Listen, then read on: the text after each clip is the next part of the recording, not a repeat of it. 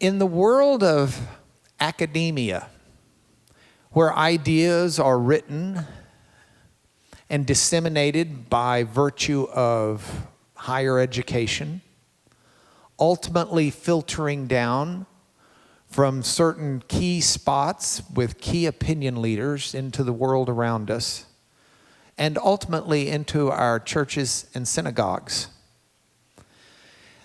In that academic world, there has been a wave for well over 100 years that challenges the validity and the authenticity of much of what we find in Scripture. In the Hebrew Bible, the Tanakh, the Old Testament, as it's also called, we have seen in the last 2 decades a vigorous assault on the united monarchy, so that's King Saul sort of, and David and Solomon before the kingdom split into the northern Israel and the southern Judah. But we've seen an assault on whether or not that existed in any way, shape, or form like is portrayed in the Bible. And one of the key archaeologists in Israel, named Israel Finkelstein, is one of the thought leaders who has written popular books, given popular interviews, been in popular journals like National Geographic, espousing the view that if there was a David, he was no regal king over an empire. He was rather akin to Pancho Villa, a bandit of sorts with a ragtag group of people. And you think, well, that's just, no, this is a major thought leader in this area. His views, in my opinion, were academically destroyed by the speaker that we're going to have tonight, who, through archaeology, has provided a better glimpse into the 10th century of Israel. So I'm excited to have him share with us what he's got to share. But there are a couple of words that you will need to know. He will pepper his language with place names that will sound totally foreign to you because he pronounces them properly. We pronounce them the way we do in Texas. Wait till you hear what he calls lake-ish. It's not even a lake. You will need to listen carefully to those names. You will also need to know terms like a minimalist, and that's someone who believes that the historical information in the Bible is at best minimally true. It's nothing that of any great accord. A maximalist or a textualist is someone who believes much more so in the authenticity and accuracy of the record that's given. I'm sure there will be other terms that he'll pepper with. Don't hesitate when you're writing your questions to write basic questions as well as questions that you may be intrigued by on a more significant level. Now, having said that, I want to introduce to you Professor Yosef Garfinkel. If you read about him, you'll see he's a professor of archaeology at Hebrew University of Jerusalem, also head of the Institute of Archaeology. You'll see he's been a visiting scholar at Harvard, Yale, Oxford, and Cambridge. Join me in welcoming him.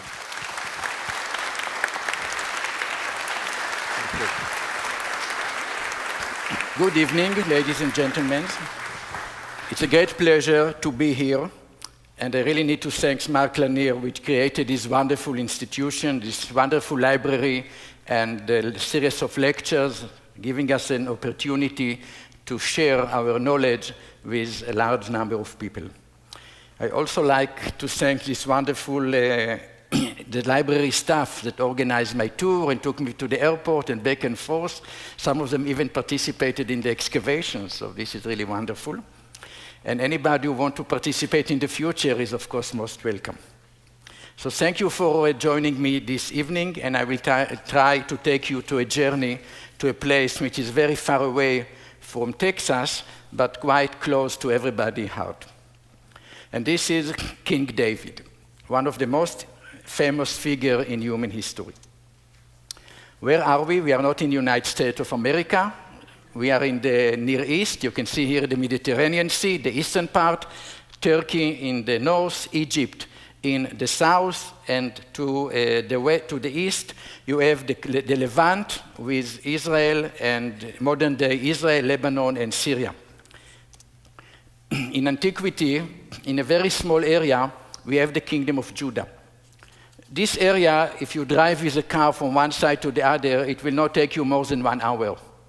And in the time of David, probably the entire population was maybe 5,000 people. So we are not talking here about a huge area. We are talking about a rather small area. But why it's so important? Just because of one reason. They wrote the Bible. They wrote the Old Testament. And David. What do we really know about David from historical point of view? And this is not just David, it's the whole story about the kingdom of Judah, because he was the first king that established Jerusalem. And then the question is, since all we know is from the biblical tradition, or at least most of the knowledge, is this tradition accurate? And here came archaeology to help us. So what archaeology can contribute? And another question is, of course, the chronology. When David ruled. You can see here that it's written 1000 BC. But where is it written that Jesus was 1,000 years after David? So how do we know the date of David? In itself, it can be a whole lecture just about the chronology. But I will make it very short. The trick is to combine biblical chronology and Egyptian chronology. According to the biblical text, David ruled for 40 years, and then Solomon ruled for 40 years, and then in the time of Rehoboam, the son of Solomon, in the 5th year, there was a campaign of an Egyptian pharaoh. In the Bible, his name is Shishak. Now we go to Egypt, and we're trying to see when this Shishak ruled, and when was the campaign to ancient Israel. And the date, more or less, is 925 BC. But nobody's sure exactly about this date, and some people would like to take it up even by 10 or 20 years. But if you take 925 plus 5 years of Rehoboam, plus 40 years of Solomon, plus 40 years of David, what do we get? 1010. So I should write here 1010 BC. But the point is that nobody knows exactly if 925 is 925. 40 years in the biblical tradition, it's mean one generation. So 40 can even be 42. But 40 can be 37 or 35 or who knows exactly. So 40 is a rounded number. That's why I also prefer a rounded number. David ruled at about 1000 BC. This is the best we can say. For thousands of years, the biblical tradition has been accepted as representing accurate historical data. You can see here some of the greatest scholars in biblical studies and archaeology and ancient history from the 20th century BC, Professor Albright, Professor Benjamin Mazar, Professor Yigael Yadin. All of them didn't accept the biblical tradition and that it says indeed accurate historical memories. But this has been changed about 40 years ago in a very severe way, and it happened first in Copenhagen in Denmark, and then in Sheffield in England, and then it spread all over, including Israel, Tel Aviv, for example. Even in Jerusalem, we have some scholars who are accepting these ideas, and all over the world. And this group is, you can see together, is called minimalist. What's the idea of the minimalist? They said we don't believe even in one word that's written in the Bible from historical point of view. And if we want to see, if we want to study anything about biblical history, we need to look at document outside of the Bible. So if something is documented in Egypt, it's okay. If something is documented in Mesopotamia or other place, it's okay. And then they will start looking at sources, historical sources out of the Bible. And who is mentioned first from the time of the kings? Ahab. Okay, King Ahab is mentioned for the first time by Shalmaneser III in the middle of the 9th century BC. So this is 150 years after David. So this is the beginning of historical sources, or this is the beginning of history in the Bible, the time of Ahab or his father, the Omri, so the Omrite dynasty in the middle of the 9th century BC. And what's about Judah? Judah is mentioned for the first time in Assyrian documents toward the end of the 8th century BC. This is almost 300 years after David. So this was the idea of the minimalist movement, and basically they said the earlier data about David and Solomon is all mythological. And that's why I called it here the mythological paradigm. Paradigm is a word concept. By the way, the minimalists themselves went in evolution, and there will be three phases and there are three phases in the development of the minimalist movement. The first one is the mythological. The second is chronological. I will explain what it is. And the third one is ethnic paradigm. So what is the mythological paradigm? You already know. The Bible was written hundreds of years later, and therefore David and Solomon, we have no scientific proof that they ever existed. So a united monarchy never existed. The kingdom of Israel was first, and Judah was much later. In 1993, this situation has been changed severely because of the excavation of Avraham Biran. You can see him here in this photograph. And Avraham Biran worked at Tel Dan for many years, about 20, 25 years altogether. And then in 1993, he discovered part of an inscription. You see the larger part. The two smaller parts were found a year later. Till today, we don't have the upper part and we don't have the lower part. We just have part of this inscription. And in this inscription, which is not even written in Hebrew, it's written in Aramaic, and there is an Aramaic king, probably Hazael of Damascus, and this king saying in this inscription, I killed 70 kings. I killed a king from Israel and a king from the house of David. And here we have house of David, which means dynasty of David. So only since 1993, we have a scientific proof that David existed. So, of course, the mythological paradigm collapsed at this very moment. And 3 years later came the low chronology paradigm, which is basically Tel Dan bypass. Yeah, this paradigm is bypassed for the Tel Dan Stele. And the idea is like this. Okay, there was David, but what was this David? He was just a Bedouin sheikh living in a tent, and in the period of David, there were no kingdom, no fortified cities, no urbanization, and no writing. And if you remember, according to the biblical tradition, we first have the time of the judges, and then we have the kings, which is already an urban society and state-organized society. So we have here a sociological process. We have a change from agrarian and tribal community into urban and state community. And the big question is when this process took place. If it took place 1000 BC, it's in the time of David. But if it took only 100 years later, or 200 years later, or 300 years later, it's not in the time of David. And the idea was that all this happened hundreds of years later. And here came the site of Khirbet Qeiyafa, which we start excavating in 2007, and we worked at the site for 7 years.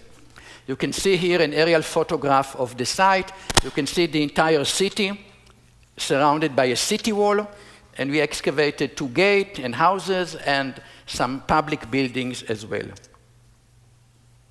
But we have here 2 gates and 2 gate piazzas and a casemate city wall. I will explain what it is later, and also belt of houses connected with the casemate city wall, and we also have 2 public buildings at the excavations.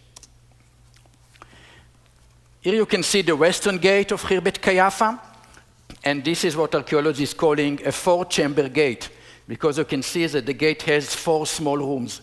Each one of them is a chamber. Probably in this place, guards were standing and checking who is coming in and who is coming out. This is the second gate of Khirbet Qeiyafa, which is facing the south. And what do you see down there is the Valley of Elah. You remember biblical traditions about the Valley of Elah? We'll talk about it later. So the city has two gates. Here you can see a nice photograph of the fortifications. Now, how do you build a city wall? In antiquity, we have two ways to build city walls. One of them is to have a solid wall. The city wall can be 2 meters or 20 meters, but everything inside is filled with bricks or stones. So it's a solid wall. And the other way to build fortifications is to have casemate city wall. You have an outer wall, you have inner wall, and in between the space is left empty. And in this way, you need less raw material, and then it's faster and also cheaper. And also, once you are circling an area with a city wall, every square feet inside is very valuable. And if you have rooms inside the city wall, you have more space that people can use inside the city. So this building technique has a lot of advantages. And it became popular in the time of in the period of the kings, in the biblical period. We don't have it in Canaanite site, and it's something that has been developed in the time of the kings of Israel and Judah. This is our best preserved casemate, withstanding for more than 2 meters. So we have a wonderful preservation at the site. This site was suddenly destroyed. It was built, and after 20 or 30 years, it has been destroyed.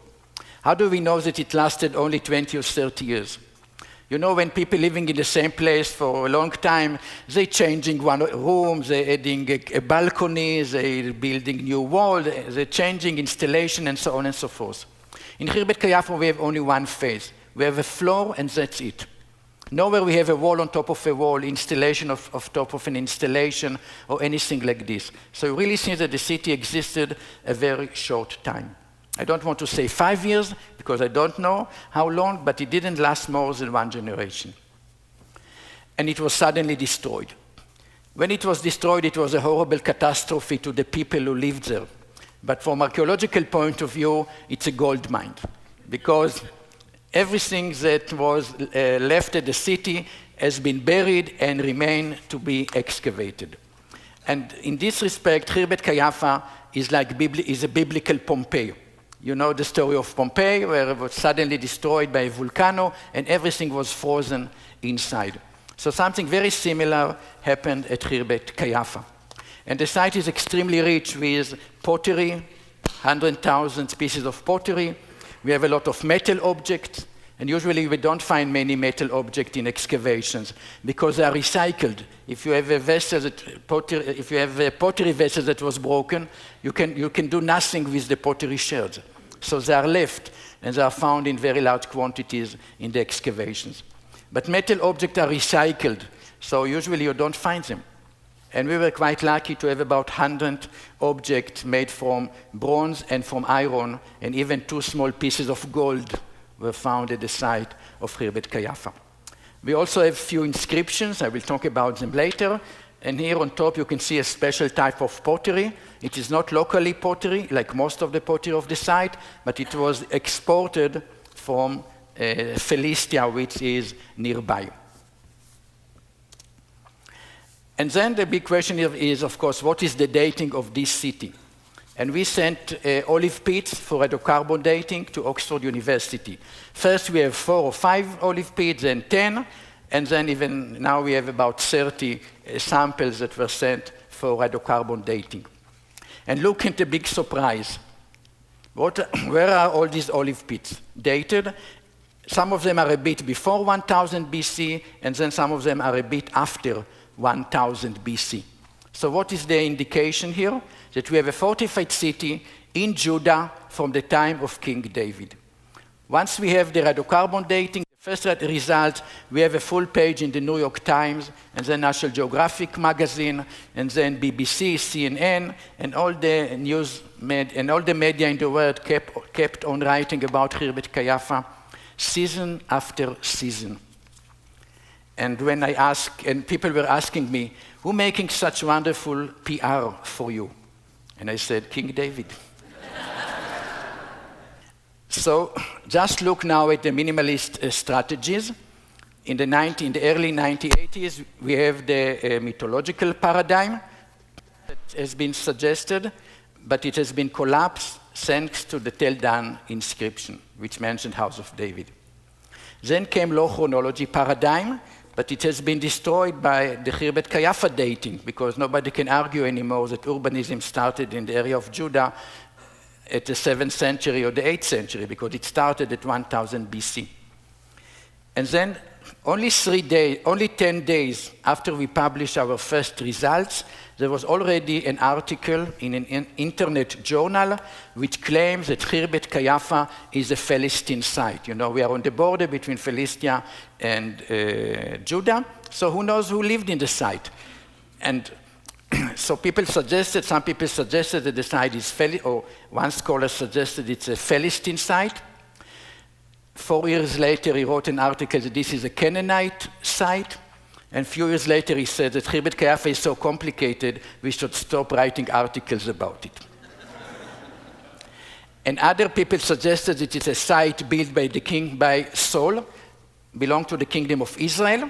Israel is okay, but not David. And we think that the site is Judean. And now you see why I call the third phase ethnographic paradigm, because this is today the big question. All the debates today are not about mythology, are not about chronology anymore. All the discussions today is about the ethnic identifications of Khirbet Qeiyafa population. This is today the big question. As you can understand, all this was just the introduction to my lecture. And now I will start the lecture itself. And the lecture is Khirbet Qeiyafa a Judean city? This is the question, this is the debate. I have many arguments, and I will present here only 6, because otherwise I have to talk till midnight, if I'll present all the arguments and all the data we have. So there are 6 arguments. And what is the methodology? The methodology is like this. We're taking each one of them, which I will explain in a moment, and we compare it. We're doing here comparative analysis. We take the urban planning, we're taking the cooking habits, we're taking the evidence of administration, we're taking the evidence about writing, the evidence of the geopolitical location of the site, and then evidence for cult, and we compare it. What is the cult in Philistine sites? What is the cult in Canaanite site? What is the cult or the urban planning or each one of them in site in the kingdom of Israel? And what are the evidence in Judah? And as I will show you, and there's many archaeologists here, so I cannot bluff you because you don't know archaeology. Everywhere that I'm saying, there are 20 people at least that know better than me. So I will compare each one of these aspects to the other cultures around and Judah, and then we'll see if Khirbet Qeiyafa is more Canaanite or more Philistine or more Judean or more Israelite. Okay, you understand the method. It's very important that you understand the scientific method, how we are working. So the urban planning, as I already mentioned before, and let's move here. We have a casemate city wall. You see the city wall, very massive and big stones. Some of the stones are up to 8 tons. So you need a lot of engineering knowledge, how to quarry such stones, how to move them, and how to build with them. And then we have the private houses. And you see the small walls, the walls which are much thinner? These are the private houses. Now you can see that the person or the people or the family that live in room 1 could use the nearby casemate because you have a doorway leading into the casemate. And then if the people who lived in room 2 can use the nearby casemate, and the people who lived in room 3 can use the nearby casemate. And altogether around the site, there are about 100 casemates. How do we know this, by the way? Each casemate is about 6 or 7 meters, and the entire periphery of the city is about 700 meters. So there were about 100 casemates around the city. Where else do we have such urban planning, where we have casemate city wall and houses abutting each other? We have today 5 examples like this. We have them in Tel Dan, we have it in Tel Bet Mirsim, we have it in Be'er Sheva, we also have it in Khirbet Qeiyafa, of course, and in Bet Shemesh. And now in Gezer, you have something similar. So maybe we have 6 sites by now. Anyhow, all these sites that I mentioned, Tel Natzbe is north of Jerusalem, and Be'er Sheva and the other site, all of them are in the territory of Judah. We don't have any site like this in the coastal plain where we have the Philistine, in Gaza, Ashkelon, Ashdod, Ekron, or Gat. We don't have it in site of the Kingdom of Israel, and we don't have it in any Canaanite site. In the Kingdom of Israel, sometimes they use casemate city walls. And just to remind you, this is a casemate city wall, but in Israel it was well organized, there was order. You have the city wall, then you have a street, and then you have the houses. But when you combine the houses and the city wall together, it's raising a question. What is the casemate? It's private or public? Because on the one hand, the fortification is something public, but the private people can use it. So public and private are mixed together.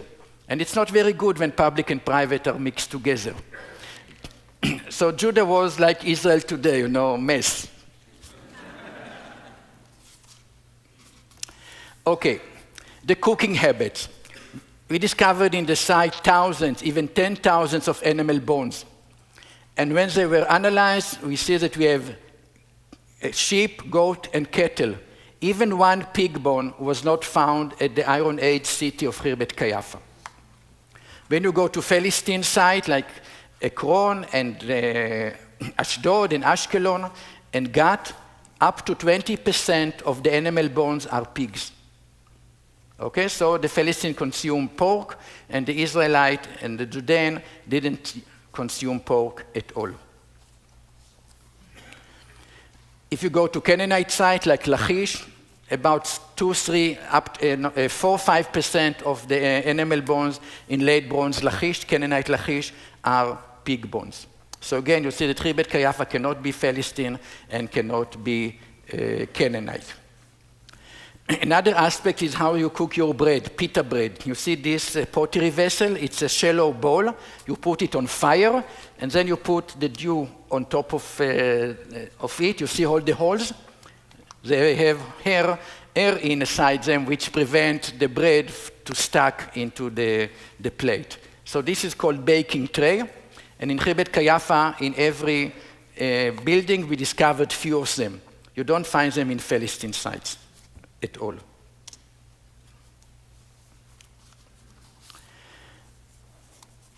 Okay, the next aspect will be administration. You see these handles which has a finger impression on them. Over 600 of them have been found at Khirbet Qeiyafa. What are they really? You can see here,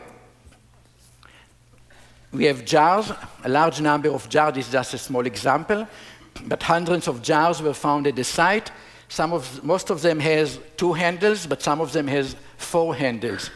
And on many of the handles, you have a finger impression. Sometimes on 1 handle, sometimes on 2 handles. Sometimes on 1 handle, you have 2 finger impressions, sometimes even 3. So there's some information encoded in these handles.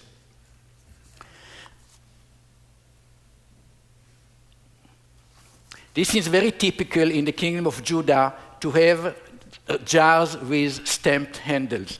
Number 1 here is what we call lamelech jars, and they are typical to the 8th century BC.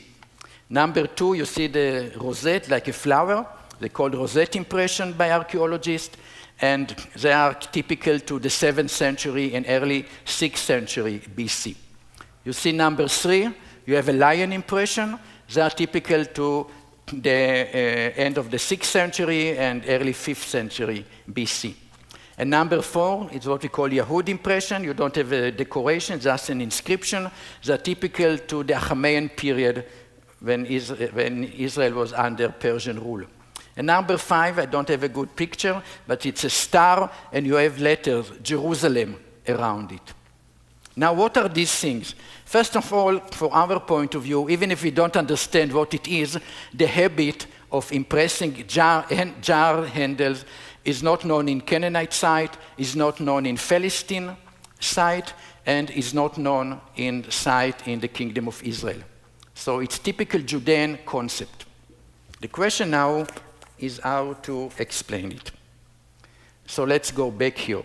How do you pay tax today? Nobody likes to pay tax, I assume. So how do we pay tax? When you have a salary, the government immediately takes 20-30% of it, okay? But this is possible to do today when we have money. But what's happened in antiquity? Coins were invented only 400 years later. So how in the Canaanite period and also in the time of the kings of Israel and Judah, how the population paid tax to the kingdom? There were two ways. One is to donate time. People had to donate every year few weeks to participate in public works, like building fortifications, organize road, participating in military activities, or harvest the king land. And the other way is to give part of the agricultural products. If you grew lintel, you give lintel. If you grew barley, you can give barley. If you grew olives, you can give olive oil. You can take from people only what they have. Now, how the kingdom collecting all these agricultural products? You need to collect them. You need to transport them into central storage houses. And then you had to redistribute them as salaries to officials and priests and other people which are part of the kingdom administration. So to do all this, you need containers. So the kingdom developed this system of marking the jar, marking the containers, in order probably to prevent corruption. Because how you control the system? If you go to somebody's house and you find in the house a jar with a finger impression, the person had to explain what the jar doing at his home. And also it's easy to collect them when they are empty and to recycle them. So when you mark the jar with a finger impression, or lamelech impression, or rosette impression, or lion impression, or any type of impression, then you know that this jar is a royal jar, and it's part of the administration. And we can see that this habit starting at Judah already at 1000 BC.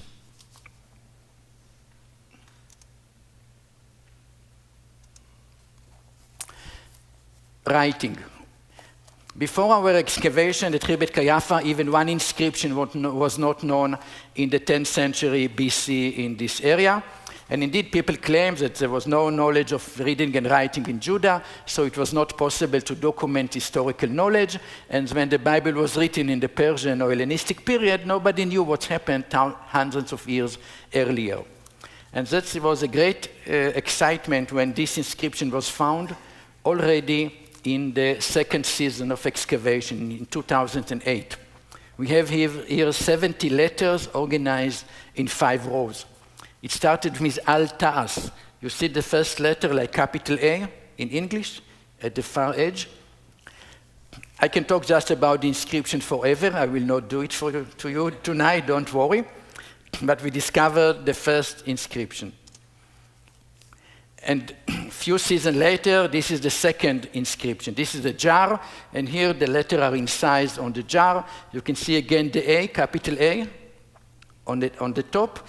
And here we have a name, Ishbaal, man of Baal. And this is Baal is also Ben, son, and the father is Beda. So what we have here is Ishbaal, son of Beda. Beda is a unique name. It was never found in any, it's not mentioned in the Bible, and it was never found in any other inscription. So it's a new name. Ishbaal, on the other hand, is well known. There are 5 people called Ishbaal in the biblical tradition, all of them from the time of David. But you know, Baal is also the name of a Canaanite god, and the biblical author didn't like it very much. So in some cases, they censorship and then change Baal to Boshet. It's almost the same letters, but Boshet means shame. So instead of being man of Baal, you became man of shame. So that's what happened to, for example, to the son of Saul. You remember that Saul was killed in the Gilboa, and after him, his sons that ruled after him for 2 years was called Ishbaal. But in Samuel, he's called Ishboshet. And in Chronicle, the original name has been preserved, and the same person is called Ishbaal in Chronicle. And we have a few other examples of people that their name has been censored and changed. But here we can see the original way of Ishbaal. Now, can you imagine that we will find a jar, Ishbaal, son of Saul? It will become a royal jar, or a royal name. But fortunately enough, it didn't happen to us, because if it would happen, nobody will believe it and say it's a forgery. It would be too good to be true. So I'm very happy with the Beda as the father. When we published it, it reached the newspaper all over the world, and we were invited to Prime Minister Benjamin Netanyahu with the jar. You want to see the jar. So here we are in front of Prime Minister. But can you imagine, we were noticed only 2 hours ahead that he wanted to see us. So that's why I'm with the jeans, just caught me in the middle of Jerusalem, and we didn't have even time to have something more decent. At least the Yanir Library gave me a few months' notice. Okay. And this was a great opportunity, because there were plans to build neighborhoods all the way up to the site. And once we have this meeting with Prime Minister, I have a chance to tell him about the site and the situation, and to convince him that the area around the site should become a national park and not a neighborhood. And indeed, we managed to cancel 1,300 apartments. Think about the huge damage that Ishbaal caused to Israeli economy.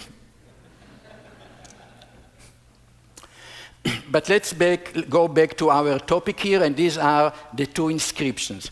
Where else do we have inscription in this period? After we published our Khirbet Qeiyafa Ostrakon, 2 years later, this here, what you see above, is a similar, another inscription was published from the site of Bet Shemesh, which is nearby Khirbet Qeiyafa. And another year or 2, another inscription was published from Jerusalem. Okay, so now we have, before Khirbet Qeiyafa, we didn't have even 1 inscription from the early 10th century. With this, I even didn't mention, but this script is not even Hebrew. It's called Proto-Canaanite or Canaanite script. So there were no inscription at all, and suddenly in 5-6 years, we have 4 inscriptions. Where are they? Jerusalem is, of course, in Judah. Khirbet Qeiyafa is in Judah. Bet Shemesh is near Khirbet Qeiyafa. So all these inscriptions are in the territory of Judah. They were not found in Canaanite site, Philistine site, or in the kingdom of Israel.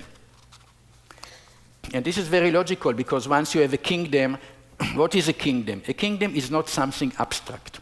A kingdom is an organization where you send orders from the center all over, and then you get a report from the periphery to the center.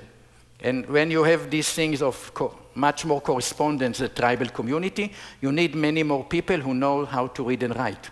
And this is reflected in the appearance of 4 inscriptions in the area of Judah and not in any other part of the country. Now, the geopolitical importance of Khirbet Qeiyafa, as I showed you before, it's overlooking the Valley of Elah. The Valley of Elah here is the border between Philistia and Judah, and the Valley of Elah is also the main road leading from the coastal plain, from the port of Ashdod and the port of Ashkelon into Jerusalem. So it's really a very strategic point. But this point is not important if you are Canaanite, and it's not important if you are part of the kingdom of Israel, and it has no meaning if you are a Philistine. So this is really something that's very important only if you are in the hill country in Judah.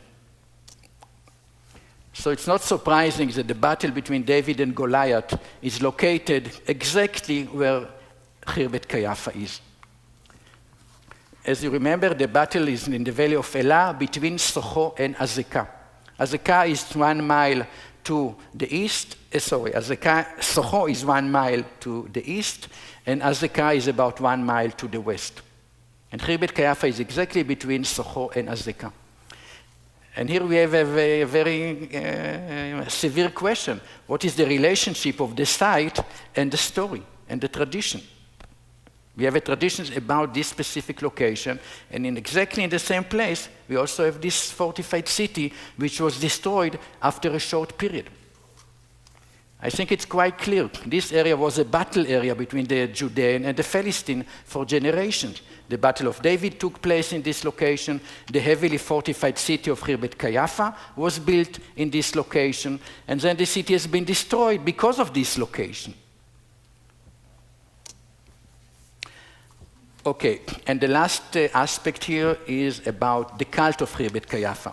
Again, I can talk about it forever, but I will not do it. We'll do it very shortly. We excavated about 10 houses and 60 rooms.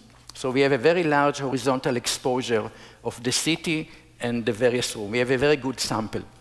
In 3 of the rooms, we have cultic paraphernalia. We discovered cultic objects, like shrine models that you see over there, like libation vessels, altar made from basalt, and other objects. These special objects are not spread all over. They are concentrating in these 3 specific rooms. What is interesting for us is what has not been found in Khirbet Qeiyafa. And we did not find this type of clay figurines, pottery figurines. These figurines are known already from the early Neolithic period, from almost 10,000, from as early as 10,000 years ago, and even earlier. And what are these really? Usually you can see that they are representing a naked woman, usually with the breast, sometimes the hands emphasizing the breast, and it's very clear that this is about fertility. The one in the middle, for example, has twins in her hands. Now, if you think about the fertility cycle, when a woman is pregnant, she can have miscarriage. When you have the delivery, it's very dangerous. Even today, some women can die during delivery. And then you need milk to feed the baby. And we are talking here in antiquity without hospitals and without proper medication like today. So it was a very, very hectic situation. And probably women which were in the right age kept at home 1 or 2 figurines like this, which will help them during the process. So it's very, very common. And when you go to Philistine site, you find them. If you go to Canaanite site, you find them. If you go to a site in the northern kingdom of Israel, like Megiddo, Chatzor, Ta'anach, and other sites, you find them. Where we don't have them, we don't have them at Khirbet Qeiyafa from the 10th century BC. We don't find them in other sites in Judah in the 10th and 9th century BC. You will not find them in Arad, Beersheba in earlier levels.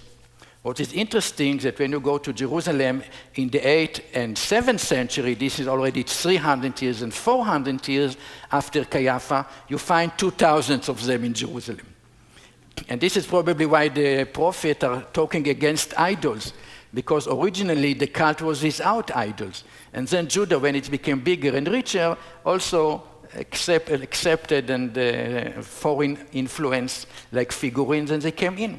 But in the beginning part, in the first 200 years, you don't find them in Judean sites. So again, if you look at the cult, you can see that Khirbet Qeiyafa is different than Philistine, Canaanite, or Israelite. Another thing that we found in our excavation are 2 shrine models. These are boxes which were used to keep God's symbols. And what's happened is that this one is of great interest because it has all kinds of motifs on it, architectural motifs, like near the roof, you can see the beams of the roof organized 3 together. This is called triglyphs. And if you look at the doorway, you can see that you have 3 recesses around, 3 frames around the entrance. This is what we call recess entrance. And when we read the biblical text about Solomon Palace and Solomon Temple, you can see that the same aspects are presented in the biblical text. This was not clear because the way these things are presented, the Hebrew name is tzlaot, which means ribs. And the lintels are called mashkufim, shkufim. And the sides are called mezuzah. And this term, mezuzah, was distorted a bit and became mechzeh. I will not go here into linguistic analysis, it's too complicated. Anyhow, this is the way that we are understanding the facade of Solomon's temple based on the biblical text after we analyzed it in according to the Khirbet Qeiyafa shrine model, building model. And here you can see how we are reconstructing the temple with windows and with, you see the beams of near the roof that penetrated a bit. These are the tzlaot. These tzlaot are mentioned not only in the description of Solomon's temple, but also prophet Ezekiel, when he described the temple, he said, and the ribs, rib to ribs, three together. והצלעות, צלע אל צלע שלוש. I know it's too complicated, but what I want to show you here that Khirbet Qeiyafa, indicating that the biblical tradition about Solomon's palace and temple is not something mythological. We have description of royal architecture at the text in the 10th century BC, and in the archaeology of Judah in the 10th century BC, we have representation of the same architectural motifs. And again, it's not in Judah, it's not in Israel, it's not in Philistia, and not in Canaanite sites. So I can summarize this part of my lecture. Why is Khirbet Qeiyafa a Judean city? And you can, and as I show you, we have a typical Judean urban planning. We have no pig bones, and we have baking tray for the cooking habit. We have stamped jar handles, which is a typical aspect of Judean administration. We have inscription. It's number 4, and we also have 4 inscriptions, so it's nice to see here. The geopolitical location in the Valley of Elah, and then the cult, which we have no graven images, and we also have these architectural models which are similar to the textual description of royal architecture in Jerusalem. And all this is summarized in the book which was just published in June in Europe and in July in the States, which called In the Footsteps of King David. It was written by 3 people, myself, Yosef Garfinkel, but also by Sar Ganor and Michael Hazel, and this is the time to thank them. Sar Ganor is my student. He discovered the site. He brought me to the site, and when I was there, I was deeply impressed, and we decided to excavate. And we have, together, we were the directors for a number of seasons, and then Michael Hazel from Southern Adventist University in Chattanooga, Tennessee, joined the project. So we are presenting here the results of our excavation. And this is a popular book for the general public. We also have a more scientific book. There is one copy of it in the Lanier Library. I even signed it 2 days ago, or yesterday. I think it was yesterday. Anyhow, it's called Debating Khirbet Qeiyafa. And here we are really using scientific language and arguing about various aspects. Some of them I didn't even mention in the lecture. But this will really, if somebody wants to know, to be updated with what's going on in Khirbet Qeiyafa on the scientific level, this is the book. And if you want to know more or less, the first book that I mentioned will give you the relevant information. But now let's say that I convince you that Khirbet Qeiyafa is indeed a Judean city. Are you happy? I'm not happy. You know why? It's not enough. One city is enough. The whole kingdom of David is one site. I don't think it's good enough. So what shall we do? We should find a second site. And then people in the future will find the third site and the fourth site, okay? And here again, Sar Ganor make miracle. He find another site from the time of King David. This time it was easy, because when we start Khirbet Qeiyafa, we didn't know if the site will be from any time. I mean, it was a very impressive site, but it could be from the time of Hezekiah, it could be from the time of any king. We didn't know when we started. But after we excavate Khirbet Qeiyafa and we have the pottery, we knew how the pottery from the time of David looked like. Okay, so we have now a very nice assemblage. And any site that will have pottery like this can be dated to the time of David, to the 10th century BC. And when this site, which is called Khirbet Arai, which means the ruins of the shepherd, Arai is Ro'eh in Arabic, so Khirbet Arai, it's an Arabic name. Also, Khirbet Qeiyafa is an Arabic name. And this site is located near Lachish.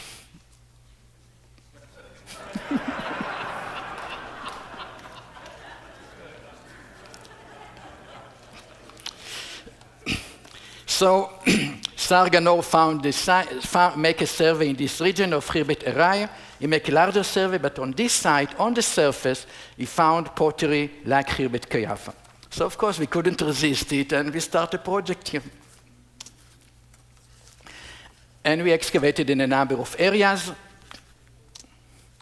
And in area B, we found evidence for activities from the time of King David.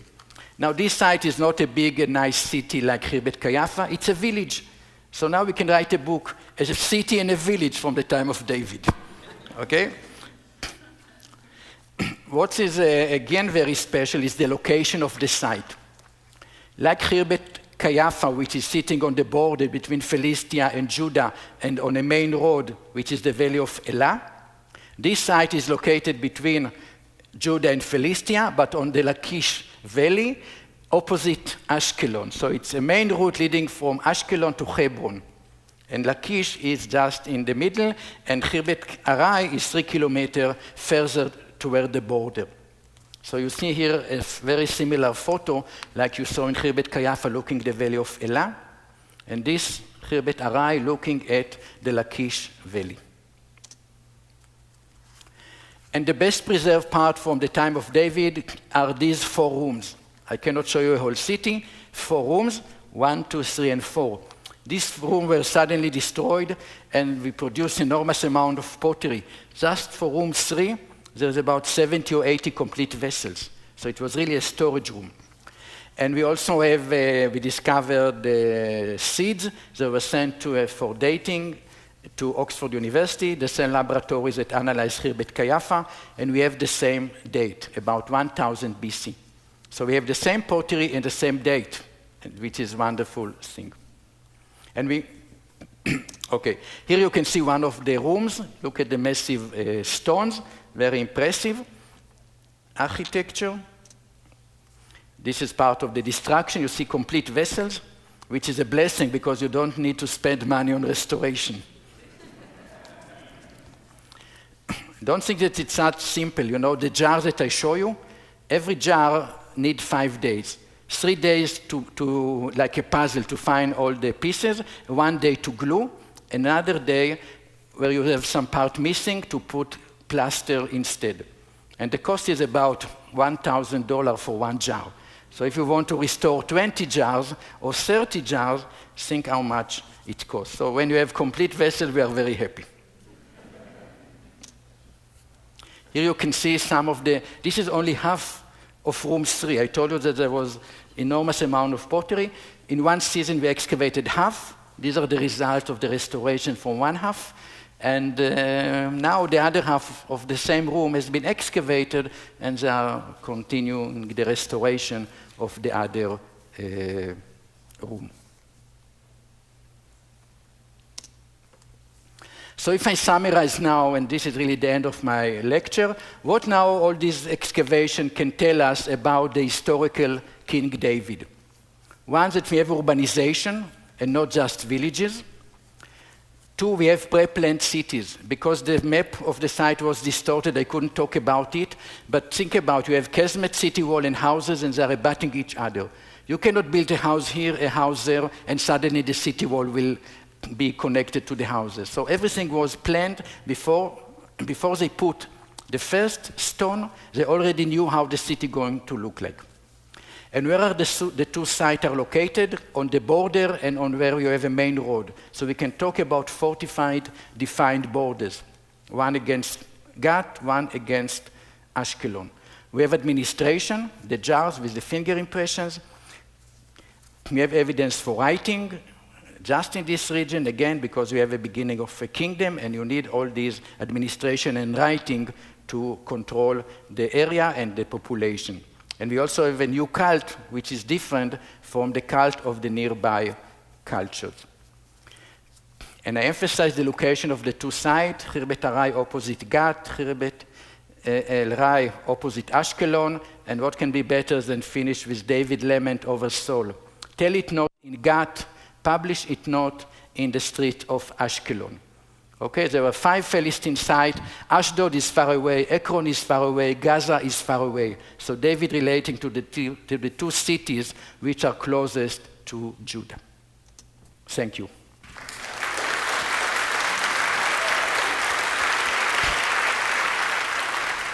As I recall, when you and your excavation were first making the media, there was media write-ups that were also thinking perhaps Qeiyafa was the biblical city, Sha'arayim, which is the dual form of the Hebrew for 2 gates, because you had found a 2-gated city, which was rather rare, and there's a reference to that in the David story.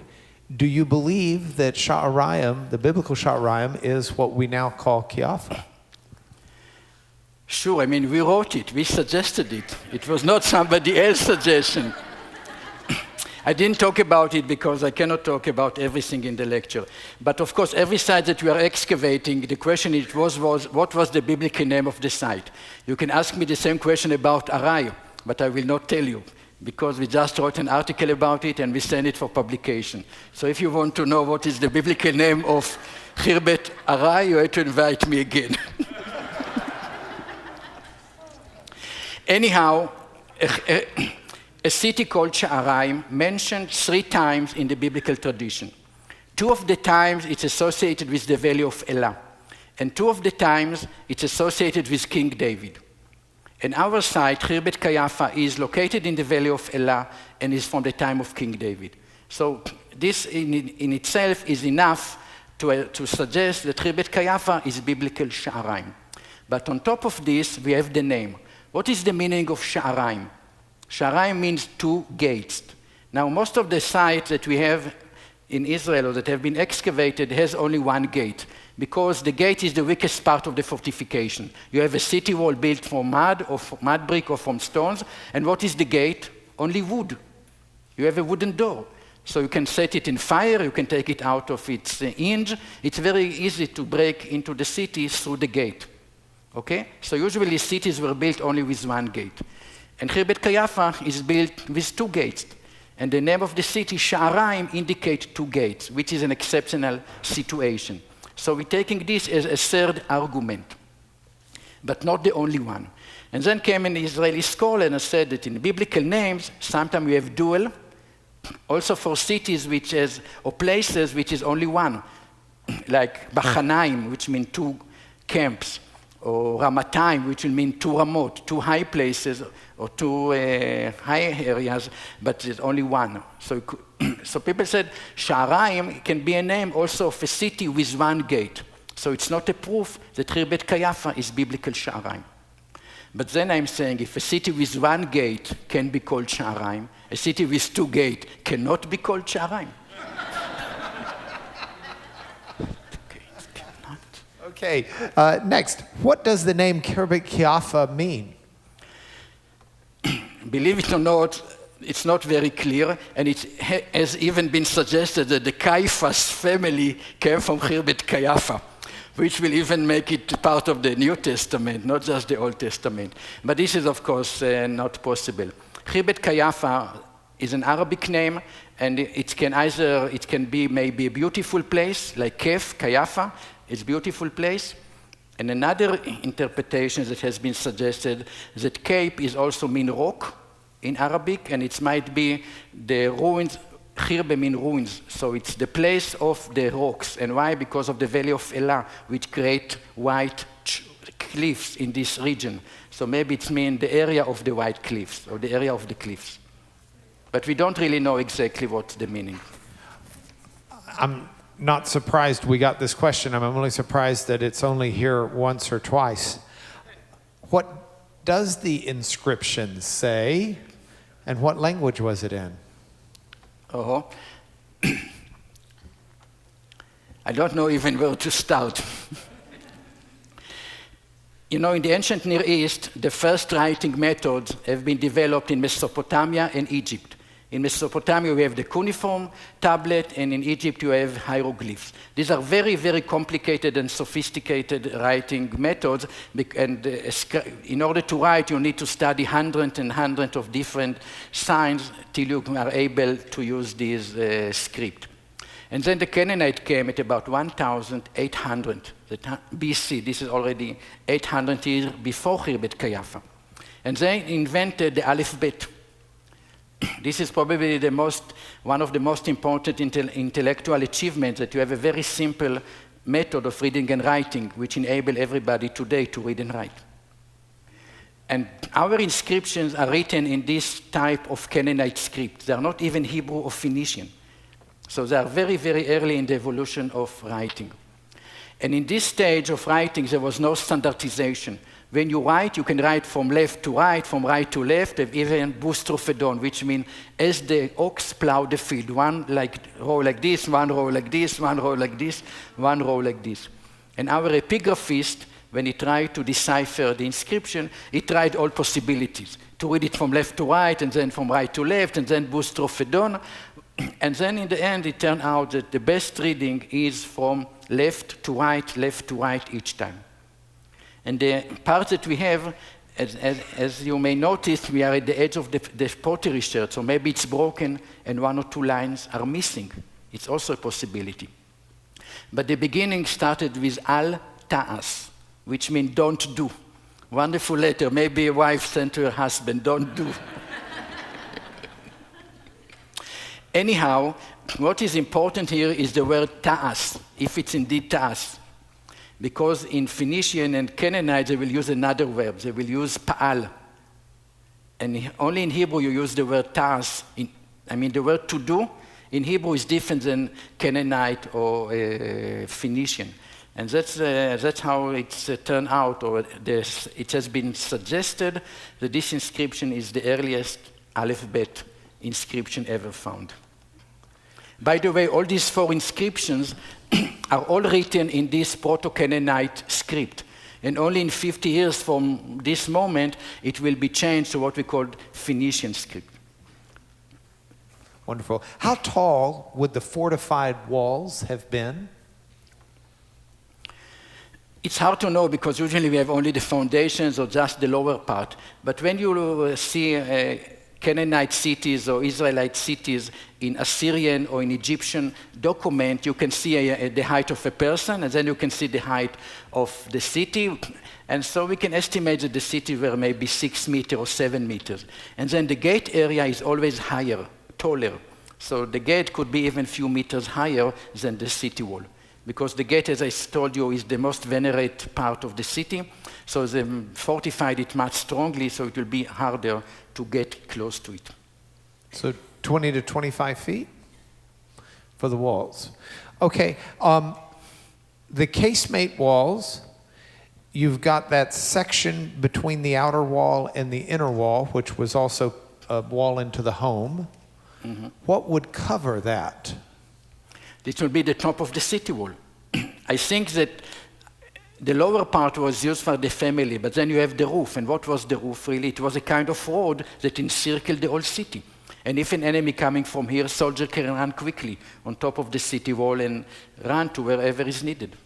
Do you find evidence of the city wall having crumbled into the casemate? Is that part of what you were having to dig out, or? Yeah, what happens is that when the city came out of use, things collapsed. So the roof and the upper part of the houses, everything collapsed in. So all the site, all the houses and all the casemate were covered with stones. Yeah.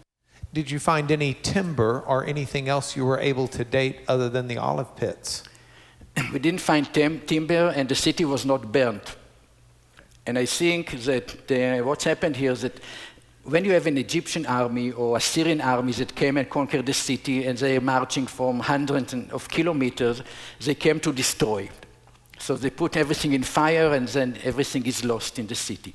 But if it's just fighting between neighbors, Gath and Qeiyafa are only 8 miles away. When the Philistines probably conquered Qeiyafa, what did they do?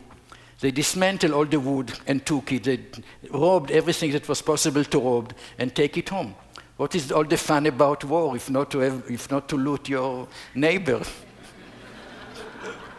Is the site currently protected from poachers? Poachers being looters, Illegal. thieves, Not really. Oklahomans. Just as a joke. I didn't mention, but on top of the Iron Age city, we also have a level from the Hellenistic and Persian period, late Persian and Hellenistic period.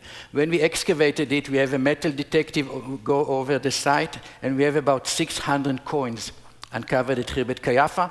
Many of them are silver coins from the Persian period. They are very rare. Some of the specimens that we have never found before in other excavations. We also discovered large tetradrachma coins of Alexander the Great. So Khirbet Qeiyafa is the only site that David and Alexander met, probably. But why I'm telling you all this? Because people in Israel who collect coins like to go with metal detective in archaeological site, and when it's buzz, they dig and take the coins. And when you visit Khirbet Qeiyafa, many times that I visited the site, I see these small holes which were dug by people who are looting coins. Which brings up the next question. Describe how sites like this are found or identified. Well, we have a very, there was very systematic surveys in Israel. Already the British make a huge surveys in the middle or in the 1870s, or in the 1870s it has been published. So this was the first people that really make systematic archaeological surveys and looking for archaeological remains. And since then, other people make a lot of surveys. In the Shfela region, there was a guy called Yehuda Dagan that worked for 20 years and surveyed and documented thousands of sites. The Shfela region are the foothills? Yeah. The Shfela, in Israel, you have the coastal plain, the Shfela, the hills area, and then the mountains. Jerusalem and Hebron are on the mountains. And the big question is when the Judean king spread from the mountain into the lowland. Okay. So how did your student discover this site? This site, by the way, is mentioned already in 1850. This is 160 years before we start excavating by a French traveler. His name was Victor Guérin. He was probably a French spy that came to see what's happening in the Ottoman Empire, because he wrote this information only after 20 years. But he was the first one to mention Khirbet Qeiyafa. I'm not even sure that he visited the place, because he said, I visited Bet Natif, a large village nearby, and then he said, on the other hill, there is a place called Khirbet Qeiyafa. So did he visit the place, or didn't visit the place? I don't know, but he's the first one to mention it. How many archaeological sites are there in Israel today? Altogether, it's about 30,000 archaeological sites. 30,000. How many of them have been excavated? Maybe 1,000. 1,000 of the 30,000 have been excavated. And when we say excavated, you did a thorough excavation, but a lot of these, you only excavate a very little bit, right? It depends on time and funding and manpower, how many volunteers arriving.